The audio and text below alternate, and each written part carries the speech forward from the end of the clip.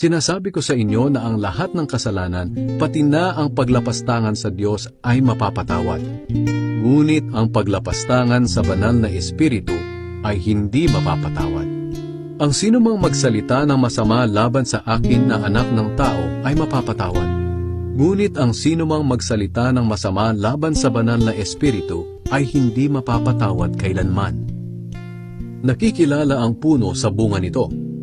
Kung mabuti ang puno, mabuti rin ang bunga nito. Kung masama ang puno, masama rin ang bunga nito. Mga lahi kayo ng ahas. Paano kayo makakapagsalita ng mabuti, gayong masasama kayo?